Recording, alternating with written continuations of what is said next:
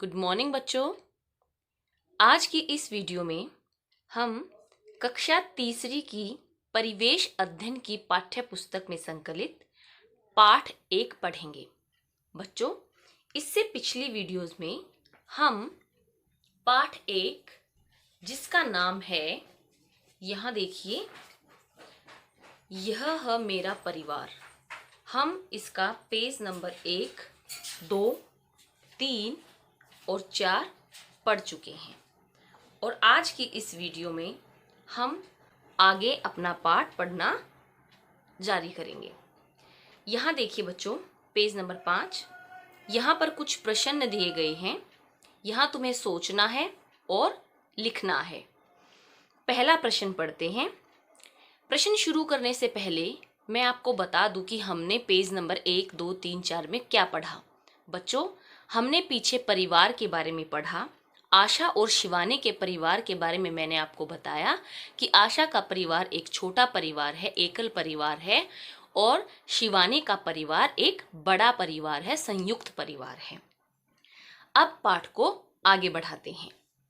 तुमने अपने परिवार से क्या सीखा है?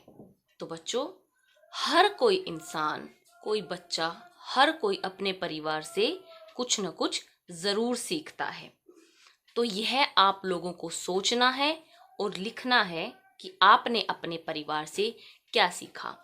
उदाहरण के तौर पर मैं आपको समझा देती हूँ। जैसे मान लीजिए आपके पिताजी हमेशा सच बोलते हैं, वो झूठ कभी नहीं बोलते, तो आप यह लिखोगे कि मैंने अपने पिताजी से हमेशा सच बोलना सीखा। जैसे आपकी माँ आपके दादा दादी जी की सेवा करती हैं, घर के सारे काम करती हैं, तो आप यह लिख सकते हैं कि मैंने अपनी माताजी से सेवा भाव और घर के जिम्मेदारियों को निभाना सीखा। आगे देखिए, तुम अपने मन की बातें किससे करते हो? तो बच्चों, घर में कोई न कोई एक सदस्य ऐसा होता है जिससे तुम अपने मन की बातें करते हो। वह कोई भी हो सकता है। आपके पिताजी भी हो सकते हैं, आपकी माता जी भी हो सकती हैं, दादा दादी, भाई बहन, कोई भी हो सकता है। तो यहाँ पर आपको उस सदस्य का नाम लिखना है, उसके बारे में बताना है जिससे आप अपने मन की सारी बातें बांटते हो, करते हो। आगे देखिए, जब तुम खुश नहीं होते हो तो किसके पास जाते हो? अब आप सोचो कि जब आपको कोई दुख होता है, कोई नाराजगी होती है या आप खुश नहीं होते, तो आप किसके पास जाते हो? आप उसी सदस्य के पास जाओगे जिससे आपका सबसे ज्यादा लगाव होगा, जिसके पास आप सबसे ज्यादा अपने आप को आरामदायक महसूस करोगे। तो बच्चों, यहाँ आपने उस सदस्य का नाम लिखना है, उसका रिश्ता स्वयं से बताना है कि क्या आप अपने पिताजी के पास जाते हो या माता जी के पास जाते हो या घर के किसी और सदस्य के पास जाते हो। यहाँ आपको सोचना है और इनके उत्तर अपनी सोच के अनुसार लिखने हैं। अब आगे देखिए, आई दिवाली, आशा के परिवार ने मिलकर घर की सफाई की। जैसा कि आप सबको पता है, दिवाली के त्योहार पर हम क्या क्या करते हैं? घर की सफाई करते हैं, मिठाइयाँ बांटते हैं, पटाखे छोड़ते हैं और भी बहुत सारी चीज़ें। वैभव बाजार से पटाखे खरीदने की जिद करने लगा। मोना दीदी ने कहा, इस बार हम पटाखे नहीं छोड़ेंगे, पटाखों के शोर से कानों को नुकसान हो सकता है। ये तो सही बात है, पटाखों से हमारा वातावरण भी प्रदूषित होता है, खराब होता है, और इससे हमारे कानों को भी नुकसान हो सकता है। इनसे निकलने वाले धुएं से सांस लेने में दिक्कत होती है, कठिनाई होती है। इसके बाद सबने घर की सजावट की। पड़ोस की सीमा चाची ने मिठाइयाँ बनाने में उनकी मदद की। रात को दिए जलाए और पूजा की। इसके बाद सबने मिलकर खाना खाया। तो देखा बच्चों, दिवाली पर उन्होंने क्या क्या किया। अब फिर से यहाँ इन्हीं प्रश्नों की तरह आपको सोचना है और अपनी सोच के अनुसार इन प्रश्नों के उत्तर देने हैं। उदाहरण देकर मैं आपको इसमें आपकी सहायता करूंगी। पहला प्रश्न है, तुम्हारे परिवार में कौन से त्योहार मनाए जाते हैं? तो बच्चों, आप अपने परिवार में मनाए जाने वाले सभी त्योहारों से अच्छी तरीके से परिचित होगे। तो बताइए कौन कौन से त्योहार मनाए जाते हैं? होली सभी मनाते हैं, तीज सभी मनाते हैं ना? बिल्कुल। और इसके अलावा दिवाली सभी मनाते हैं। और भी बहुत सारे त्योहार होते हैं जैसे दशहरा, उन सभी त्योहारों के नाम आपको यहाँ पर लिखने हैं। ठीक है, अगला प्रश्न, तुम्हारे घर में त्योहारों पर खाने की कौन सी चीजें बनती हैं? तो आपको हर त्योहार का नाम लेना है और उसके आगे जो उस त्योहार पर एक मुख्य रूप से जो भोजन बनाया जाता है, एक स्पेशल भोजन बनाया जाता है, उसका नाम लिखना है। जैसे तीज पर घेवर बनता है, आपने पढ़ा भी होगा और आपने अपने परिवार में देखा भी होगा। दिवाली पर बहुत सारी मिठाइयाँ बनती हैं, ईद पर सेवइयाँ बनती हैं।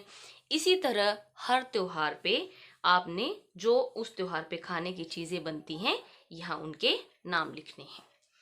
अब देखिए, तुम अपने पड़ोसियों के साथ मिलकर जो त्योहार मनाते हो उनके नाम लिखो। तो बच्चों, जो त्योहार आप अपने पड़ोसियों के साथ मिलकर बनाते हो, खुशी खुशी मनाते हो, आपको यहाँ पर उनके नाम लिखने हैं। होली एक ऐसा त्योहार है, वैसे तो सारे ही त्योहार बच्चों ऐसे होते हैं जो हमें अपनों के साथ, अपने पड़ोसियों के साथ, अपने जो भी हमारे सगे संबंधी हैं, हमारे परिवार वाले हैं, उनके साथ मनाना चाहिए। तो आपको उन सभी त्योहारों के नाम यहाँ लिखने हैं। जैसे उदाहरण के तौर पर होली, जो आप सबके साथ मनाते हो, होली यहाँ पर लिख सकते हो। दिवाली पर सबके साथ, पड़ोसियों के साथ मिलकर पटाखे फोड़ते हो, दिवाली यहाँ पर लिख सकते हो।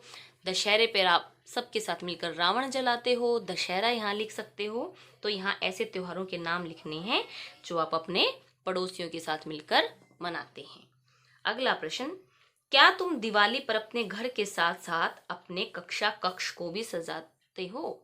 तो बच्चों, दिवाली तो है ही सजावट का त्योहार, तो यहाँ आपने बताना है कि आप दिवाली पर अपने घर की सफाई तो करते ही हो, क्या आप इसके साथ साथ आपका जो कक्षा कक्ष है, जो क्लासरूम है, क्या उसकी भी सजावट करते हो?